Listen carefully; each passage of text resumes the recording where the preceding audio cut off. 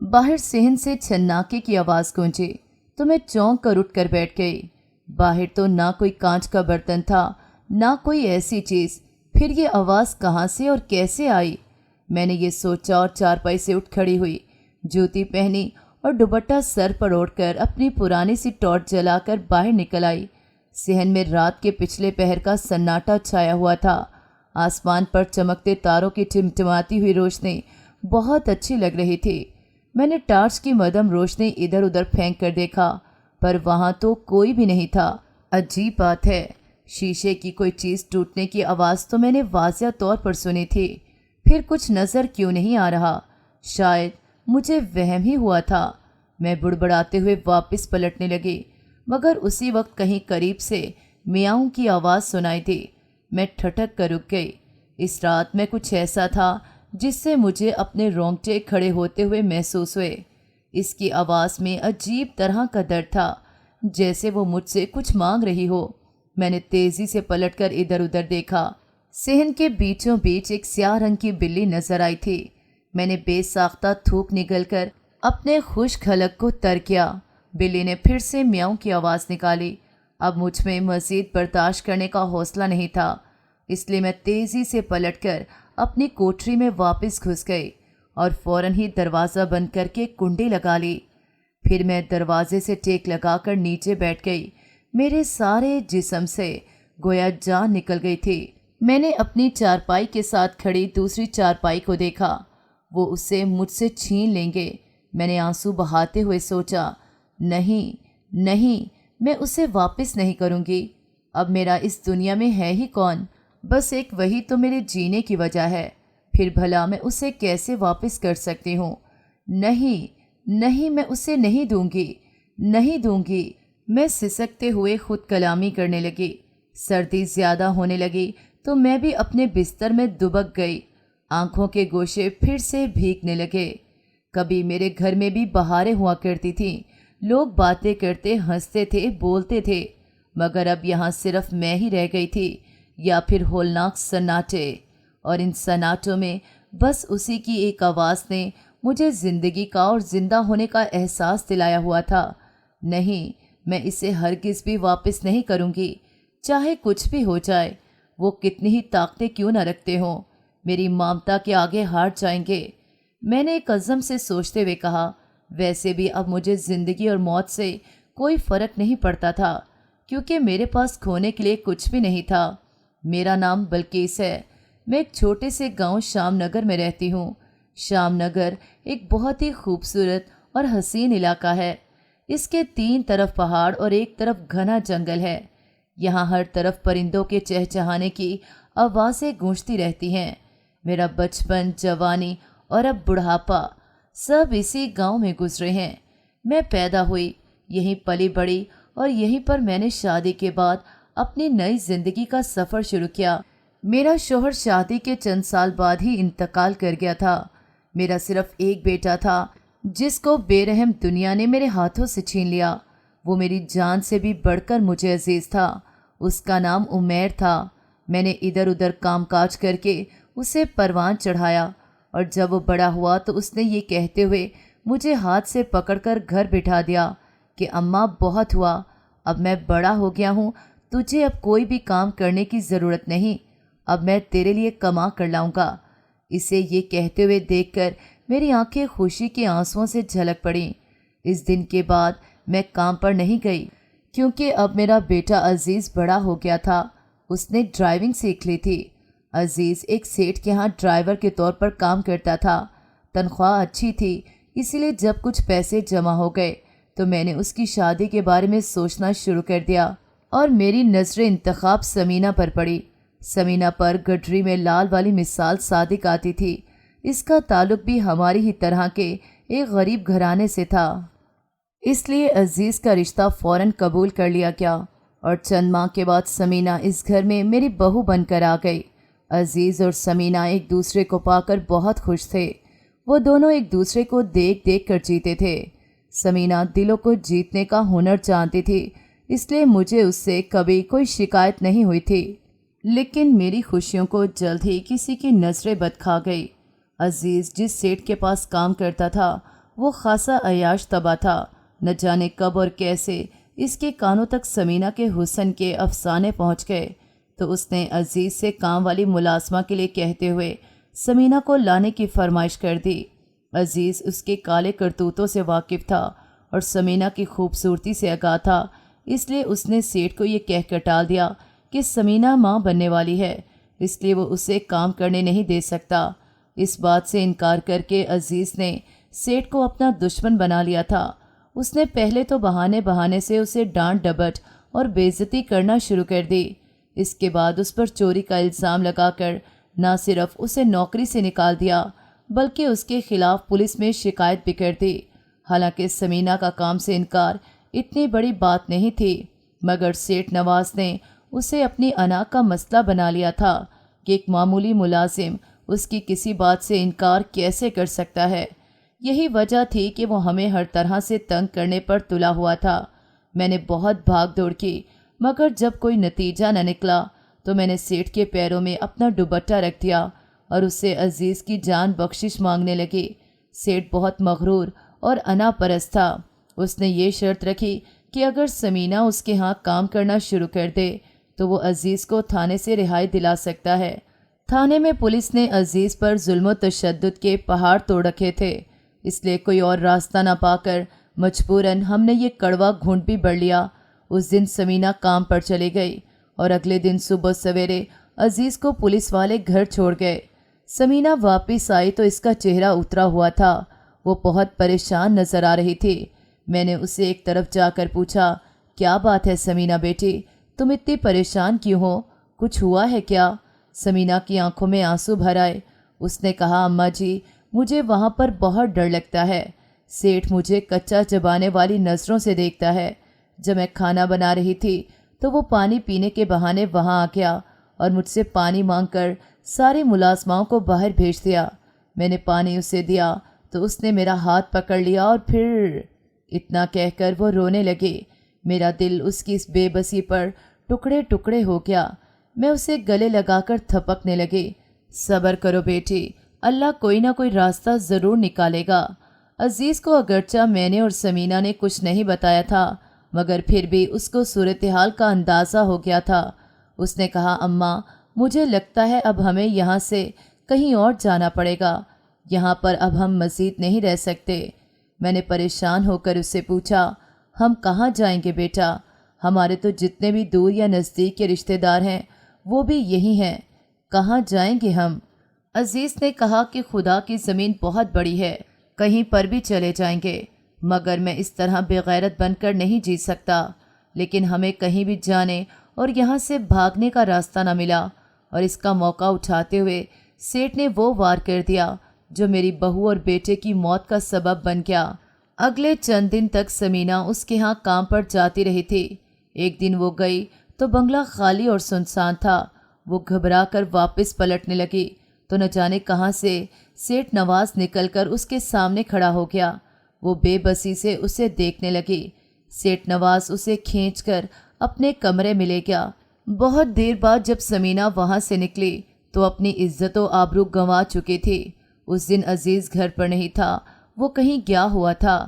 سمینہ ایک بے جان لاش کی مانند چلتی ہوئی گھر آئی تو اسے دیکھ کر میں دھک سے رہ گئی۔ اس کا چہرہ زرد تھا اور آنکھیں ویران ویران سی تھیں۔ وہ سیدھی میرے پاس آئی اور میرے گلے لگ کر رونے لگی۔ روتے روتے ہی اس نے یہ ساری باتیں بتائیں تو میں بھی سر پکڑ کر بیٹھ گئی۔ کچھ دیر بعد جب اس کی حالت سنبھلی تو میں نے اس کے آگے ہاتھ جوڑے کہ اس بارے میں عزیز کو کچھ نہ بتائے، وہ غصے کا تیز ہے۔ یہ سب سن کر وہ سیٹھ پر چڑھ دوڑتا اور سیٹھ کے محافظ عزیز کی جان لے لیتے، لیکن میرا روکنا بے فائدہ ہی ثابت ہوا کیونکہ عزیز کو سیٹھ کی حویلی کے کسی نوکر نے جو اس کا دوست تھا سب کچھ بتا دیا۔ وہ آندھی طوفان کی طرح گھر آیا اور اپنا پستول لے کر جانے لگا تو میں نے اس کے پیروں سے چمٹ کر اسے روک لیا۔ نہیں بیٹے، ہم دونوں کا تمہارے سوا اور کوئی نہیں، خدا کے لیے ایسا مت کرو، ہم بے بس عورتوں پر رحم کھاؤ، اس کمبخت کو اللہ خود ہی سزا دے گا۔ مجھے اپنے پیروں میں بیٹھا دیکھ کر عزیز کے غصے میں کمی واقع ہونے لگی۔ وہ مجھے کندھوں سے پکڑ کر اٹھاتے ہوئے بولا، ٹھیک ہے اماں، اگر تم کہتی ہو تو میں نہیں جاتا وہاں، چھوڑ دیتا ہوں اللہ پر۔ मगर अब हम यहाँ नहीं रहेंगे, यहाँ से कहीं दूर चले जाएंगे जहाँ सेठ नवाज का मनहूस साया भी नजर न आए। मैंने अपने आंसू पोंछ कर कहा, ठीक है बेटा, चले जाएंगे हम यहाँ से, लेकिन हमें कहीं भी जाने की ज़रूरत न पड़ी, क्योंकि उसी रात सेठ नवाज ने हमारे घर को आग लगवा दी। इस शाम को मेरी एक रिश्ते की बहन की तबीयत ख़राब हो गई तो मेरा भांजा मुझे बुलाने आया, तो अजीज़ को समीना का ख्याल रखने का कहकर मैं उसके साथ चल पड़ी। रात को बहुत देर से अचानक ही चीखों पुकार की आवाज़ें सुनाई दीं। मैं घबरा कर बाहर निकली तो मेरे भांजे ने चीख कर कहा, खाला, तुम्हारे घर को आग लग गई है क्या? मैं बेकरार होकर उसके साथ ही दौड़ने लगी। मेरी बहन का घर गांव के एक सिरे पर था और मेरा घर दूसरे सिरे पर, गांव के बाकी घरों से काफ़ी दूर जंगल के करीब। हमें वहां तक पहुंचते हुए बहुत देर हो गई थी। जब गांव के दूसरे लोग आग बुझाने के लिए आए तो वहां पर आसमान से बातें करते शोलों के सिवा कुछ नहीं बचा था। इस घर के साथ ही मेरी बहू और बेटा भी जलकर राख हो गए थे। मैं ये सब देखकर अपने होशो हवास खो बैठी। मेरी दुनिया अंधेर हो चुकी थी। होश आया तो सब कुछ ख़त्म हो गया था। अजीज़ और समीना इस आग से निकल नहीं सके थे। अजीज़ का वो दोस्त जिसने उसे समीना के बारे में बताया था, वो जानता था कि अजीज़ सेठ को मारने का इरादा रखता है। उसने सेठ को खबरदार कर दिया था और सेठ ने इस खतरे को हमेशा हमेशा के लिए ख़त्म करने का फ़ैसला करते हुए रात के अंधेरे में मेरे घर को आग लगा दी थी। मैंने अपने दोनों बच्चों की मौत के लिए सेठ को ज़िम्मेदार करार दिया था, मगर एक दौलतमंद और साहिब हैसियत शख्स के सामने मुझ बेवा और गरीब बूढ़ी की क्या अहमियत हो सकती थी। बहुत अरसे तक मैं रंजो गम में घिरी अपनी बहन के घर रही, मगर जब उनका रवैया बदलते देखा तो अपने घर के खंडरों पर एक मामूली सी गारे मिट्टी की कच्ची कोठरी बनाई और इसमें रहने लगी। और तो कोई काम करने की हिम्मत नहीं थी, इसीलिए लिहाफ सीने लगी, जिससे मेरी इतनी आमदनी हो जाती कि 2 वक्त की रोटी खा सकूं।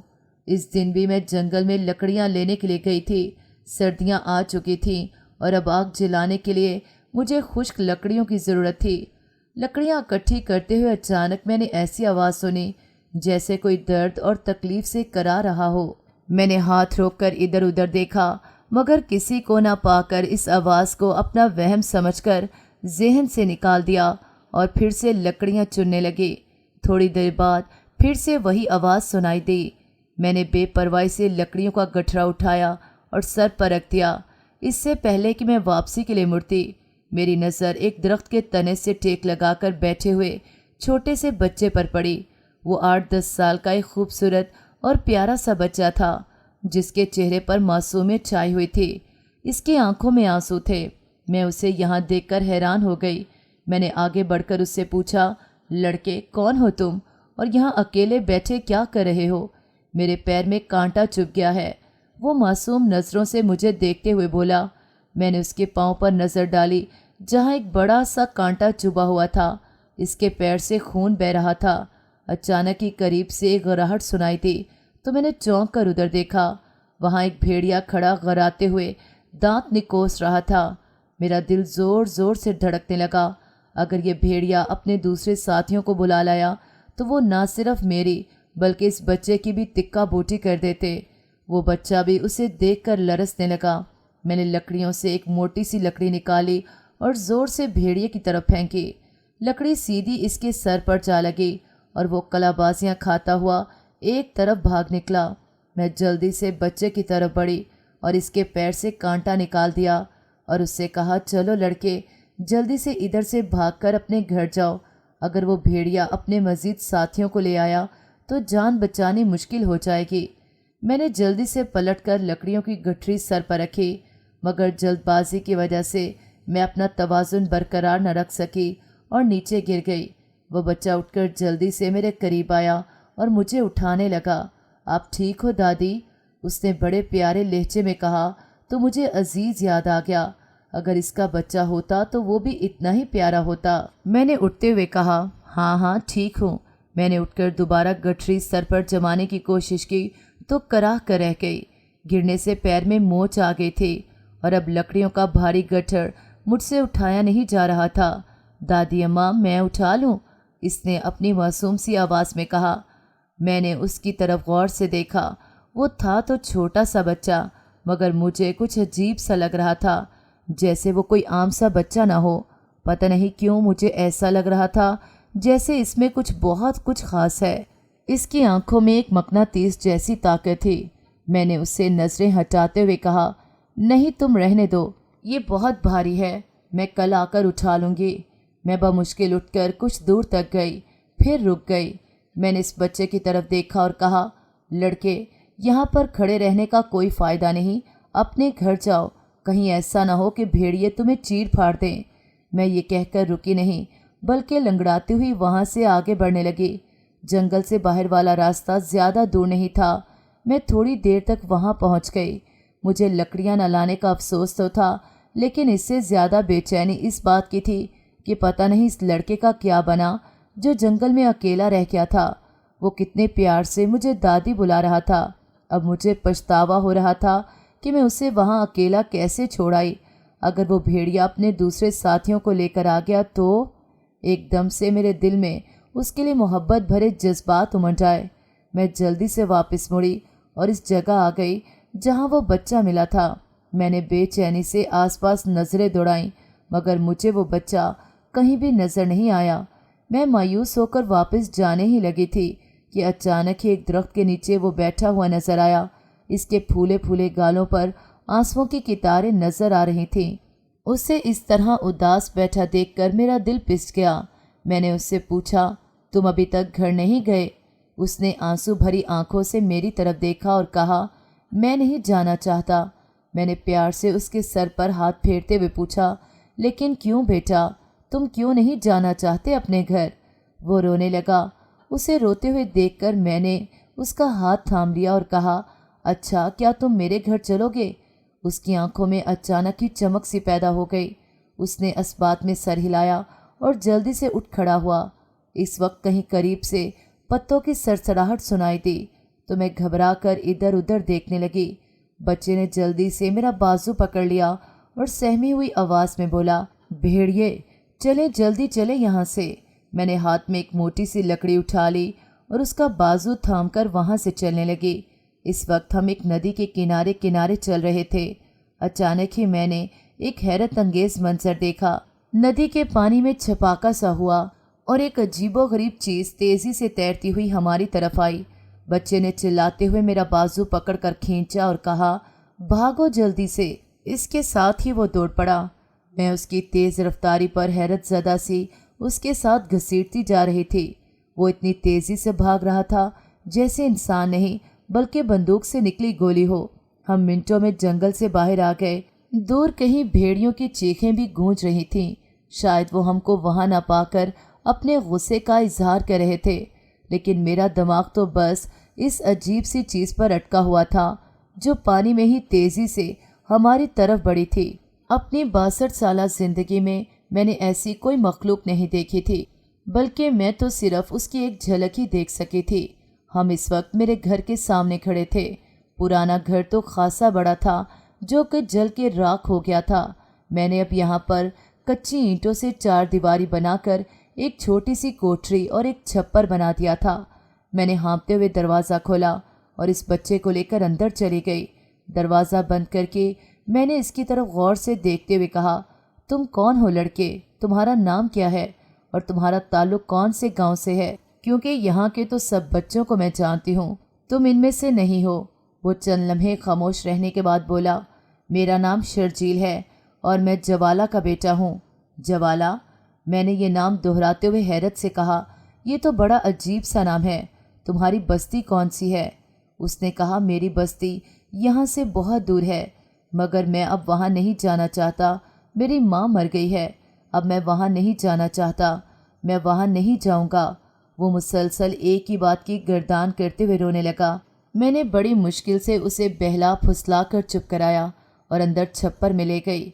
इसे एक तरफ बैठाकर मैंने तसले में आटा निकाला और गूंदने लगी। शर्जील दोनों गालों के नीचे हथेलियाँ रखे बड़ी दिलचस्पी से मुझे देख रहा था। आटा गूंद के मैंने माचिस ढूंढा और आग जलाने के इरादे से उठी। अरे लकड़ियाँ तो वही रह गईं, अब आग कैसे जलाऊं? میں نے پریشان ہو کر کہا۔ شرجیل جو کہ محظوظ سے انداز سے مجھے دیکھ رہا تھا، اس نے کہا میں جلا کر دوں آگ؟ میں نے مسکرا کر اسے کہا کہاں سے جلاؤ گے؟ لکڑیاں تو ہیں نہیں۔ میں اس کے جواب کا انتظار کیے بغیر باہر نکلی اور باہر کوئی لکڑی ڈھونڈنے لگی۔ خاصی تلاش کے بعد چند لکڑیاں مل گئیں۔ وہ میں لے کر اندر آئی تو حیران رہ گئی، کیونکہ چولہے پر آگ جل رہی تھی اور لکڑیوں کی ایک گٹھری بھی وہاں پر موجود تھی۔ میں نے حیرت سے کہا ارے یہ لکڑیاں کہاں سے آئیں اور آگ کس نے جلائی؟ میں نے شرجیل کی طرف دیکھا، وہ اسی طرح چہرے تھلے ہتھیلیاں رکھے مزے سے بیٹھا تھا، البتہ اس کی آنکھیں بند تھیں۔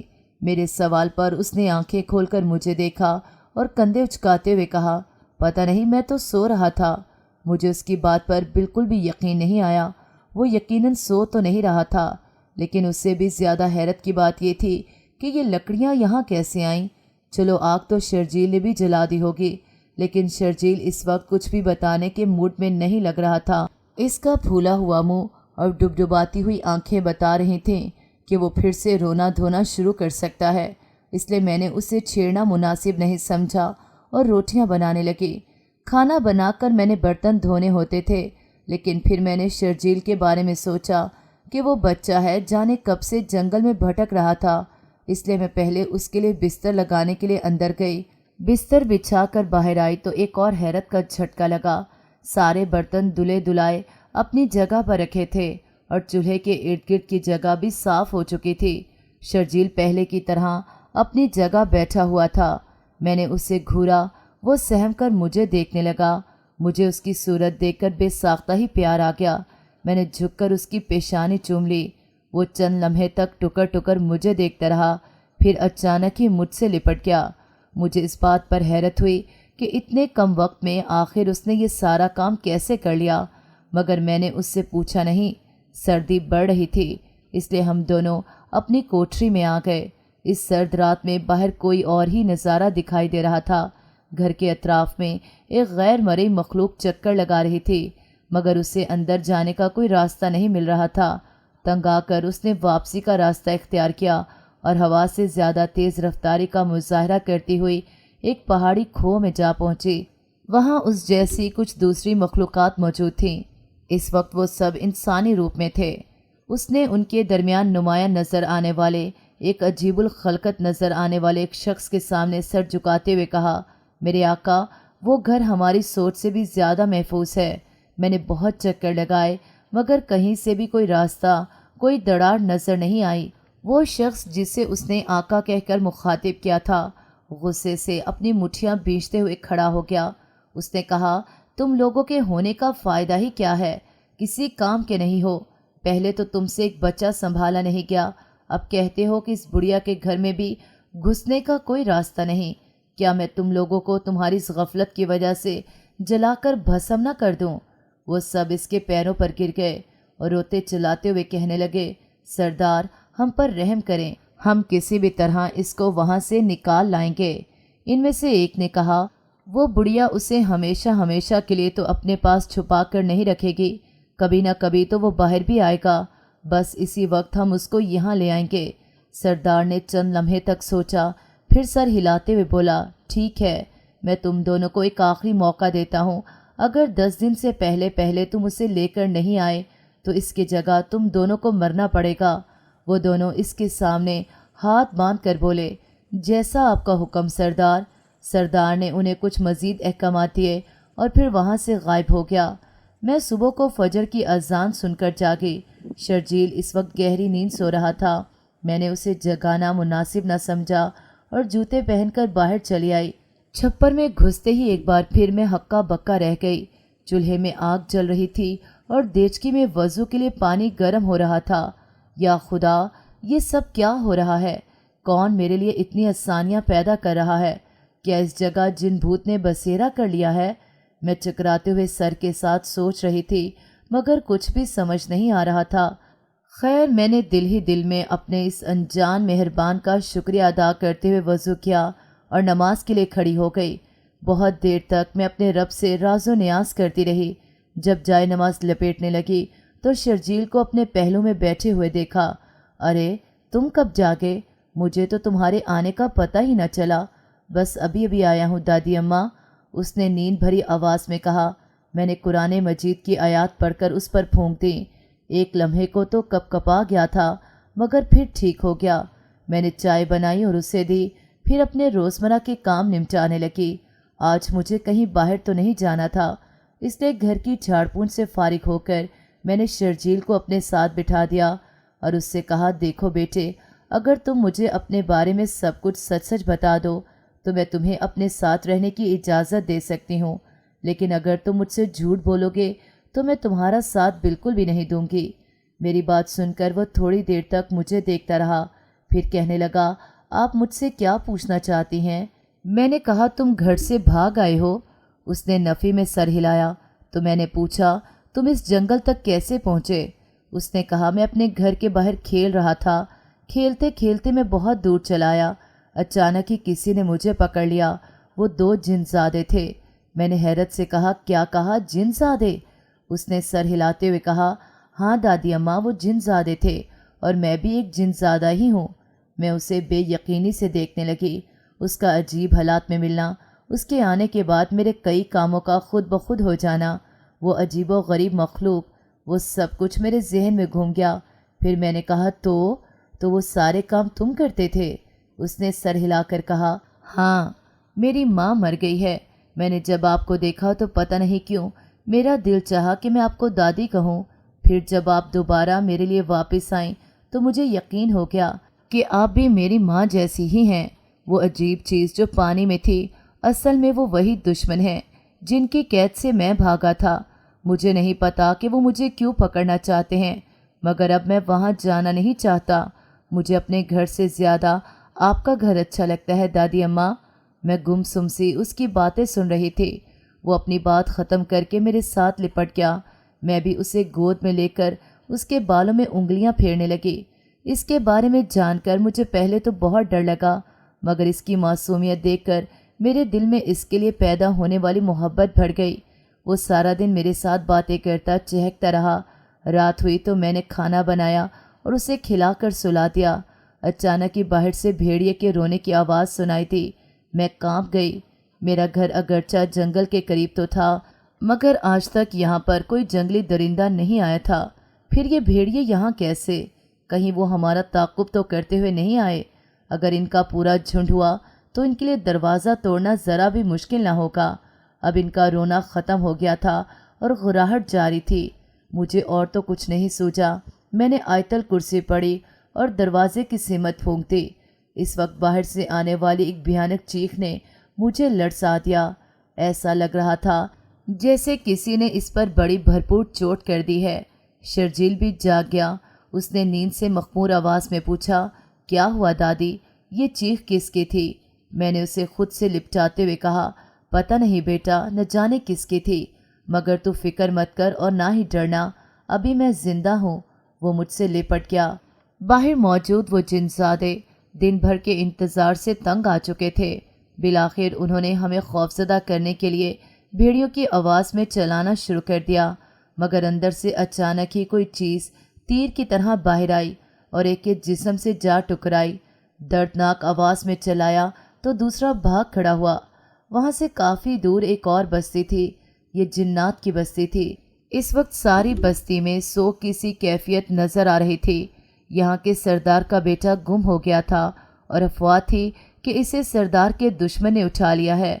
इस वक्त सरदार अपने घर में सख्त बेचैनी और इज़्तिराब के आलम में टहल रहा था। इसके चेहरे पर दुख और परेशानी फैली हुई थी। एक नौजवान जिन पर्दा हटाते हुए अंदर आया। सरदार ने रुक कर इसकी तरफ देखा और बड़ी तेज़ी से इसकी तरफ बढ़ते हुए पूछा, बताओ शमाइल, कुछ पता चला शर्जील का? शमाइल ने हाँ में सर हिलाते हुए कहा, जी हाँ सरदार, वो इस वक्त इंसानों की बस्ती में एक बुढ़िया के यहाँ मौजूद है। लेकिन क्या शमाइल? सरदार ने बेचैनी से उसकी बात काटते हुए पूछा। तो शमाइल ने कहा, सरदार, दुश्मनों के 2 जिनज़ादे भी इस घर की निगरानी कर रहे हैं। बुढ़िया ने शायद इन पर कुछ पढ़कर फूंका था। इनमें से एक शदीद तकलीफ में मुब्तला होकर उसी वक्त भाग गया, दूसरा भी इसके पीछे पीछे ही चला गया। भागने वाले की चीख ने ही मुझे इस घर पर ध्यान देने पर मजबूर किया था, और जब मैं करीब पहुंचा तो वहां पर मैंने शर्जील साहब को देखा। शुमाइल ये सब बताकर खामोश सर झुकाए खड़ा हो गया। सरदार चंद लम्हे तक तो खामोशी से कुछ सोचता रहा, फिर बोला, अगर दुश्मन वहाँ पर मौजूद है तो इसका यही मतलब है कि वो अब भी खतरे में है। मैं नहीं जानता कि बुढ़िया के पास कितनी ताकत है और वो उसे कब तक रोकने में कामयाब रहेगी, लेकिन हमें इसे बुढ़िया के रहमो करम पर नहीं छोड़ना चाहिए। तुम तैयारी करो, आज दुश्मन से भी मुकाबला हो जाएगा और मैं अपने बेटे को भी वापस ले आऊँगा। शुमाइल ने सर झुका कर कहा, जैसा आपका हुक्म सरदार। ये कहकर वो बड़ी तेज़ी से बाहर निकल गया और थोड़ी देर बाद सरदार भी बाहर चला गया। शर्जील ने जब से मुझे ये बताया था कि वो जिन ज़्यादा है, उसे गोया बिल्कुल खुली छूट मिल गई थी। वो घर में अपनी मर्जी और पसंद की तब्दीलियां करता रहता था। मेरा सारा काम वो मिनटों में कर लेता, बस उसके चुटकी बजाने की देर थी कि काम हो जाता। हाँ, खाना मैं बनाती थी। उसे मेरे हाथ की रोटी और सालन बहुत पसंद आए थे, इसीलिए वो ज़िद करके मुझसे ही खाना बनवाता था। गांव में कोई बात छुपाए रखना बहुत मुश्किल, बल्कि कभी कभी तो नामुमकिन बन जाता है। शर्जील की मेरे घर में मौजूदगी की बात भी सारे गांव में फैल चुकी थी कि बल्किस भी जंगल से किसी का खोया हुआ बच्चा ले आई है। रोज़ कोई ना कोई औरत उसे देखने चली आती।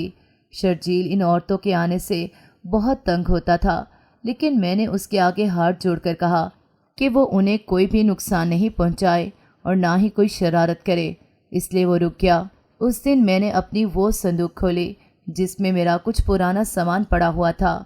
ये संदूक मेरी खालाजाद बहन के यहाँ थी, इसीलिए जलने से बच गई थी। मैंने उसमें से कपड़े निकाल कर एक तरफ रखने शुरू कर दिए। तभी अचानक उसमें से एक तस्वीर निकलकर नीचे गिरी। मैंने उसे उठाकर देखा। वो अजीज़ और समीना की तस्वीर थी। दोनों दुल्हा और दुल्हन बने बहुत अच्छे लग रहे थे। मेरी आंखों से आंसू बहने लगे। शर्जील जो मेरे करीब ही बैठा हुआ था, मेरे आंसुओं पर बेचैन हो उठा। क्या हुआ दादी अम्मा, आप क्यों रो रही हैं? ये दोनों कौन हैं? उसने पूछा तो मैंने उसे सब कुछ बता दिया। वो खामोशी से सुनता रहा। उसके चेहरे पर भी दुख और गम के आसार नज़र आ रहे थे। उसने मुझसे कहा, दादी अम्मा, मैं आपसे वादा करता हूँ, मैं इन दोनों का इंतकाम ज़रूर लूँगा। वो कैसे बेटा? मैंने इसकी बात सुनकर हैरत से कहा, बस आप देखती जाएं, मैं आज से ही उसका कैसा हशर करता हूँ। लेकिन मैंने उसे रोक दिया। मैंने कहा, नहीं शर्जील नहीं, मैं तुम्हें बाहर नहीं जाने दूंगी, वरना तुम फिर इन दुश्मनों के हाथ लग जाओगे। मैंने महसूस किया है कि वो घर में नहीं आ सकते, क्योंकि मैं यहाँ पर आयतल कुर्सी पढ़कर फूंक देती हूँ, लेकिन तुम अगर बाहर जाओगे तो पता नहीं वो क्या करें तुम्हारे साथ। मैं तुम्हें बाहर नहीं जाने दूंगी बेटे, हरगिज़ नहीं। मैंने उसे लिपटाते हुए कहा। इस वक्त तो मैंने उसे रोक दिया था, लेकिन मैं उसे सेठ नवाज की आमद पर नहीं रोक सकी। वो जाने क्या सोच कर आया था। इसकी जीप मेरे घर के ऐन सामने आकर रुकी। इसमें से वो अपनी तोंद पर हाथ फेरता हुआ बाहर निकला। मैं उसे नफरत भरी निगाहों से देखने लगी। ओ माई, आंखें फाड़ फाड़ कर क्या देख रही है? ये सेठ नवाज हैं, पहचाना नहीं? सलाम कर। उसके साथ आने वाले शख्स जो ड्राइवर था, उसने मुझे डांट कर कहा, क्यों आया है तू यहाँ? मैंने नफरत भरे लहजे में पूछा। देखने आया था कि वो बच्चा कौन है जिसको तूने जंगल से ढूंढ निकाला। वो मकरू मुस्कुराहट के साथ बोला। इससे पहले कि मैं कोई जवाब देती, शर्जील अंदर से निकलकर सामने खड़ा हो गया। मैं हूँ वो बच्चा, उसने सेठ नवाज की आंखों में आंखें डालकर कहा। इसके लबो लहजे और तासुरात में कुछ ऐसी बात थी कि सेठ नवाज के चेहरे का रंग डर से पीला पड़ गया। वो अपने खुश्क होंठों पर जुबान फेरते हुए बोला, अच्छा अच्छा तुम हो। ये कहते ही वो तेज़ी से पलटा और अपनी गाड़ी में जाकर बैठ गया। पता नहीं क्यों उसे इस बच्चे से शदीद खौफ महसूस हुआ था, और ये खौफ देखकर उसका ड्राइवर तो हैरान हो गया, मगर मुझे शर्जील को कोई हैरत नहीं हुई, क्योंकि हम दोनों जानते थे कि इसका खौफ बिला वजह नहीं था। सेठ नवाज की जीप जैसे ही ज़रा आगे पक्की सड़क पर चढ़ी, वो एकदम से उलटकर नीचे आ रही थी। उसके नीचे गिरते ही इसमें आग के शोले भड़क उठे। सेठ नवाज ने बाहर निकलने की कोशिश की। ऊंधी पड़ी गाड़ी के दरवाजे से वो बाहर निकल भी आया कि अचानक ही जैसे किसी अनदेखी ताकत ने उसे वापस अंदर धकेल दिया। वो चीखने चिल्लाने लगा, कौन हो तुम? छोड़ो मुझे, जाने दो। वो बहुत ज़ोर ज़ोर से चीख रहा था, मगर इस वक्त उसकी घुग्गी बन गई। جب اس نے کسی کو یہ کہتے ہوئے سنا، کیا تم نے عزیز اور اس کی بیوی کو جانے دیا تھا؟ وہ سرد آواز سن کر تو اس کی ریڑھ کی ہڈی میں سردی کی لہر دوڑ گئی۔ کون ہو تم؟ اس نے آنکھیں پھاڑ پھاڑ کر دیکھا۔ اس کا ڈرائیور بے ہوش تھا اور گاڑی میں کوئی تیسرا شخص موجود نہیں تھا۔ پھر یہ آواز بھی تو ایک بچے کی تھی۔ آخر کون ہو سکتا تھا جسے عزیز اور اس کی بیوی کی موت سے دلچسپی ہو؟ اس وقت سامنے کی سیٹ پر پشت موڑے بیٹھا ہوا ایک بچہ نظر آیا۔ سیٹھ نے بے یقینی سے اسے دیکھا۔ اس بچے کی آنکھوں سے خون بہہ رہا تھا۔ اس کا چہرہ ایک جھلسی ہوئی صورت میں بدل گیا اور یہ چہرہ کسی اور کا نہیں، عزیز کا تھا۔ عزیز جسے اس نے ایک تاریک رات میں زندہ جلوا دیا تھا۔ یکا یک اس بچے کا چہرہ بدلا۔ اب وہاں سمینہ تھی جو اپنے جلے ہوئے چہرے پر ایک نفرت بھری مسکراہٹ لیے اسے دیکھ رہی تھی۔ سیٹھ کا سارا وجود کپ کپانے لگا۔ اس نے پھر سے باہر نکلنے کی کوشش کی مگر دروازہ نہیں کھلا۔ وہ بچہ غائب ہو گیا اور اس کے ساتھ ہی گاڑی میں زوردار دھماکہ ہوا۔ گاڑی کے دھماکے کی آواز سن کر سبھی اپنے اپنے گھروں سے نکل آئے۔ سیٹھ نواز کی جلتی ہوئی گاڑی سب نے پہچان لی تھی مگر کوئی بھی اسے بچا نہ سکا۔ اپنے سارے غرور و تکبر اور ظلم کے ساتھ وہ جل کر راکھ ہو گیا۔ میں سسکیاں لیتے ہوئے سجدے میں گر گئی۔ اللہ نے میری سن لی تھی۔ انسانوں میں سے کسی نے میری مدد نہیں کی تھی۔ اس نے اپنی ایک اور مخلوق کو میرا بدلہ لینے کے لیے بھیج دیا تھا۔ سردار جوالا اور اس کے دشمنوں کے درمیان شدید اور گمسان کی لڑائی ہوئی تھی۔ سردار جوالا چونکہ پوری تیاری کے ساتھ آیا تھا اس لیے جیت اس کی ہوئی۔ اس سے فارغ ہو کر جوالا اپنے بیٹے کو لینے کے لیے انسانوں کی بستی کی طرف بڑھا۔ میرے گھر کے سامنے پہنچ کر وہ رک گیا۔ چونکہ وہ مسلمان جن تھا اور کسی برے ارادے سے نہیں آیا تھا اس لیے اسے اندر آنے میں کوئی دقت نہ ہوئی مگر وہ کمرے میں داخل نہ ہو سکا۔ شرجیل اس وقت میرے پاس بیٹھا تھا جب اچانک ہی میں نے اسے چونک کر کچھ سونگتے ہوئے دیکھا۔ پریشان سے لہجے میں بولا، دادی ابا حضور آ گئے ہیں، اب وہ مجھے یہاں سے لے جائیں گے۔ دادی میں نہیں جانا چاہتا، میں آپ کے ساتھ رہوں گا، وہ مجھ سے لپٹتے ہوئے بولا۔ میں نے اسے گلے لگا کر کہا، نہیں میرے بچے، میں تمہیں نہیں جانے دوں گی۔ اسی وقت باہر سے آواز آئی، شرجیل باہر آؤ۔ شرجیل نے کہا، نہیں میں نہیں آؤں گا، میں دادی کے ساتھ رہوں گا۔ باہر سے پھر آواز آئی، بزرگ خاتون آپ بھی باہر تشریف لائیے۔ شرجیل تو مجھے جانے نہیں دے رہا تھا مگر اس کے روکنے کے باوجود میں باہر چلی آئی۔ باہر آتے مجھے شرجیل کا باپ کھڑا نظر آیا۔ بزرگ خاتون مجھے اجازت دیجیے کہ میں اپنے بیٹے کو اب اپنے ساتھ لے کر جاؤں۔ اس نے مجھے دیکھ کر کہا، نہیں میں نہیں جانے دوں گی۔ میں نے ڈرے ہوئے لہجے میں کہا، کیسے نہیں جانے دیں گی؟ دیکھو میں کرتا کیا ہوں تمہارے ساتھ۔ اس نے غصے بھری نظروں سے مجھے دیکھا اور دھمکیاں دیتے ہوئے کہا۔ میں نے پرسکون لہجے میں جواب دیا، تم جو کرنا چاہتے ہو کرتے رہو، میں شرجیل نہیں دوں گی۔ وہ غصے میں وہاں سے چلا گیا۔ اس کے بعد میرے گھر میں عجیب سے واقعات ہونے لگے تھے۔ رات ہوتے ہی کبھی گھر کے قریب کتے کے رونے کی بھیانک آوازیں سنائی دیتی، کبھی کسی بلے کی غراتی ہوئی آواز آتی، کبھی کانچ کا کوئی برتن ٹوٹنے کی آواز، تو کبھی کوئی بھیانک سی صورت دکھائی دیتی۔ مگر میں نے اب ڈرنا چھوڑ دیا تھا کیونکہ میرے ساتھ شرجیل تھا۔ میں مطمئن تھی اس کے ہونے سے۔ اپنے سارے وار ناکام جاتے دیکھ کر شرجیل کا باپ جوالا ایک بزرگ کے پاس جا پہنچا۔ وہ بزرگ ایک اللہ والے انسان تھے اور پیر صاحب کے نام سے پکارے جاتے تھے۔ سب سے بڑھ کر وہ میرے مرشد بھی تھے۔ ایک دن وہ میرے گھر آئے تو میں انہیں دیکھ کر حیران رہ گئی۔ شرجیل انہیں دیکھ کر میرے پیچھے چھپنے کی کوشش کرنے لگا۔ میں نے پیر صاحب کی خاطر تواضع کرتے ہوئے انہیں بٹھایا۔ پیر صاحب نے آواز دی تو جوالا بھی حاضر ہو گیا۔ وہ مجھے ناگوار نظروں سے دیکھ رہا تھا۔ پیر صاحب کو وہی یہاں تک لایا تھا۔ پیر صاحب نے کہا، بلکہ بی بی، میں تمہارے اور سردار جوالا کے بیچ چل رہے جھگڑے کو ختم کرنے آیا ہوں۔ تم اس کا بچہ اسے واپس کیوں نہیں دے دیتی؟ اصولاً تو اس پر اسی کا حق ہے۔ میں نے احترام سے کہا، حضور آپ کی بات درست ہے مگر بچہ خود ہی اس کے ساتھ نہیں جانا چاہتا۔ اس کی ماں مر چکی ہے اور اسے شاید میرے اندر اپنی ماں دکھائی دیتی ہے، اسی لیے وہ نہیں جاتا۔ پیر صاحب نے میری طرف کا بھی سارا قصہ سنا اور اس بات کی تصدیق کرنے کے بعد کہ شرجیل بھی میرے ساتھ ہی رہنا چاہتا ہے، انہوں نے کہا کہ میں تم دونوں کے اس جھگڑے کا فیصلہ کرتا ہوں، اگر تم لوگ اسے قبول کرو تو۔ اور وہ یہ ہے کہ جب تک بلقیس بی بی زندہ ہیں شرجیل ان کے پاس ہی رہے۔ البتہ وہ اسے مہینے میں 2-3 دن کے لیے اس کے باپ کے پاس بھی بھیجیں گی۔ بلقیس بی بی کی موت کے بعد شرجیل کو جوالہ اپنے ساتھ اپنی دنیا میں لے جائے گا۔ میں نے کہا کہ آپ کا ہر حکم سر آنکھوں پر حضور۔ جوالہ نے بھی کہا کہ مجھے آپ کا فیصلہ قبول ہے۔ میں اور شرجیل اب ساتھ ساتھ ہی رہتے تھے۔ وہ مہینے میں ایک بار اپنے باپ کے پاس جاتا مگر 4-5 دن کے بعد واپس آ جاتا ہے۔ خدا نے مجھ سے عزیز اور سمینہ کو لے لیا مگر اس کے متبادل کے طور پر شرجیل کو دیکھ کر مجھ پر اتنی بڑی مہربانی کی کہ میں اپنی زندگی کا ہر لمحہ اس کا شکر ادا کرتی رہوں، تب بھی میں اس کے احسان کا بدلہ نہیں اتار سکتی۔